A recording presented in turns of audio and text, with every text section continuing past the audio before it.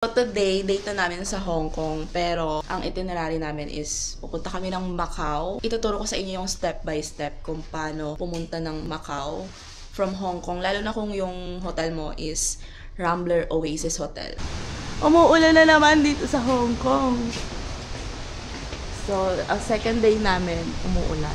Ang lakas ng ulan. So, pagpapuntang Macau from Rambler Oasis Hotel, sasakay lang kayo ulit ng bus 88F. Yung bus terminal ng bus 88F ay malapit sa Rambler Crest. So, lakarin nyo na lang, i-Google Map nyo. Nga pala, aside sa pwede kayong magpunta from Hong Kong to Macau by bus, meron ding by ferry. Pero dito sa video na to, by bus yung gagawin natin. So, if ever na gusto nyo rin ng by bus, just keep on watching. Then, pag nakasakay na kayo sa bus 88F, yung last station yung bababaan nyo, which is yung Tsing Yi Station or dun sa may Maritime Square. Pasok kayo sa loob ng Maritime Square, aakyat kayo ng elevator, and then dedire-diretsuhin nyo lang sa may right. Pero kami, since umalis kami ng hotel and then dumiretso na kami dito, hindi pa kami kumakain. Ayan, naghanap muna kami ng kakainan namin dito sa Maritime Square. After namin kumain, dumiretso na kami ng Tsing Yi MTR Station. So, from Tsing Yi Station, sasakay ng Orange Line and then bababa ng Sunny Bay Station. Pagbaba sa Sunny Bay Station, makikita nyo yung Disneyland train. Pero hindi tayo dyan pupunta. Aakyat tayo sa escalator.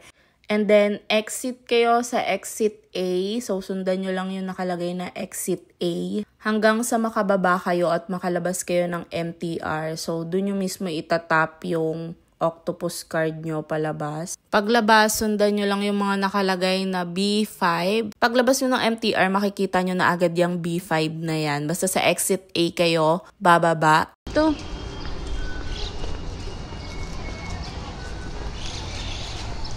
Makikita nyo naman palagi sa daraanan nyo, paglabas ng MTR, yung B5 na yan. Ayan o, laging may B5 na nakalagay. So, papunta yan sa sakayan ng bus B5. So, yung bus B5, dadalhin kayo niyan sa Hong Kong Port kung saan dadaan muna kayo ng immigration and then bibili kayo ng ticket ng bus pa Macau. So, dito kung may octopus card kayo, itap nyo lang yung octopus card. Magagamit nyo pa yan sa bus na yan.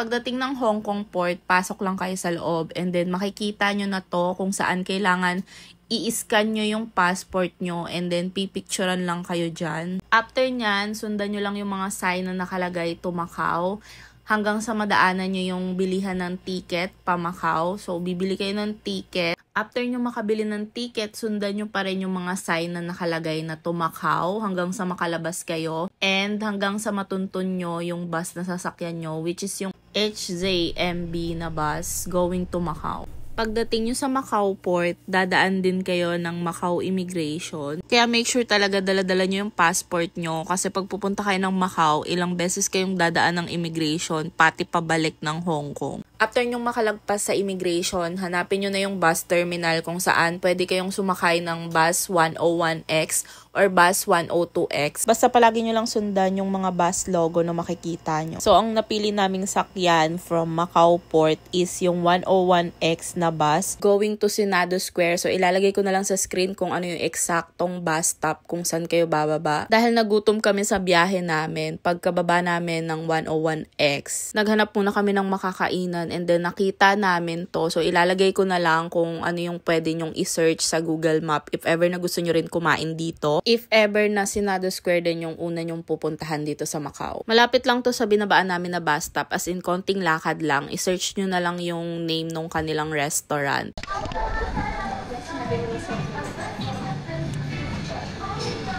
So, meron kami dito talaga kaya nito yung coconut sa Philippines. So, meron silang in can na coconut. Coconut. Actually, nagulat kami and natuwa na rin at the same time kasi yung nag-serve sa amin is Pinay pala. So, apakadali lang umorder. Nasarapan kami sa mga kinain namin ng friend ko. So, marerecommend talaga namin tong restaurant na to. After namin kumain, naglakad na kami para hanapin yung Senado Square. Actually, konting lakad na lang naman dun sa kinainan namin is Senado Square na. So, isa-search nyo na lang talaga sa Google Map. Nung nakapag-picture-picture na kami sa Senado Square, sinearch naman namin sa Google Map yung ruins of St. Paul. Kaya lang naabutan namin na naka-under construction yung ruins of St. Paul. So, hindi rin kami nakapagpa-picture. So, pinuntahan na lang namin and then bumalik na kami. Grabe, pag naglakad-lakad ka pala dito sa Senado Square, ang daming pre-taste na madadaanan, lalo na kung papunta ka dun sa ruins of St. Paul. Doon, napakadaming pre-taste. So, nag-try lang kami ng isa. Actually, ako lang pala, yung friend ko hindi nag-try. Pero kung nagtitipid kayo mga mi, siguro mabubusog na kayo sa pre-taste dito. Kasi ang dami talagang nag-aalok ng pre-taste. Talagang lalakasan mo lang yung loob mong kumuha. Sarap!